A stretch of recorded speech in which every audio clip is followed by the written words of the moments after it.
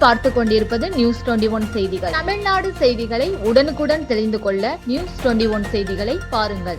கொடைக்கானல் ஏரிச்சாலை அருகே உள்ள தனியார் விடுதிக்கு உணவு அருந்துவது போல் வருகை புரிந்து விலை உயர்ந்த இருசக்கர வாகனத்தை திருடி சென்ற மர்ம நபரின் சிசிடிவி காட்சி வைரல். 4 நாட்களுக்கு பிறகு பூம்பாறை கிராமத்தில் சாலையோரத்தில் நிறுத்தப்பட்ட இருசக்கர வாகனம் மீட்கப்பட்டது. திண்டுக்கல் மாவட்டம் கொடைக்கானல் ஏரிச்சாலை அருகே தனியார் உணவு விடுதி ஒன்று செயல்பட்டு வருகிறது. இந்நிலையில் இந்த உணவு விடுதி நடத்துபவர் லிபோ.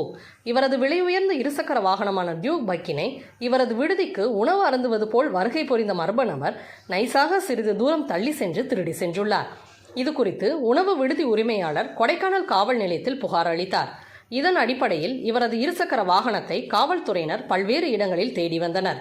தொடர்ந்து கொடைக்கானல் மேல்மலை கிராமமான பூம்பாறை மலை கிராமத்திற்கு செல்லும் சாலையோரத்தில் இந்த விலை உயர்ந்த இருசக்கர வாகனம் நிறுத்தப்பட்டதை கண்டறிந்த காவல்துறையினர் மற்றும் உணவு விடுதி உரிமையாளர் பூம்பாறை பகுதிக்கு சென்று இருசக்கர வாகனத்தை மீட்டனர்.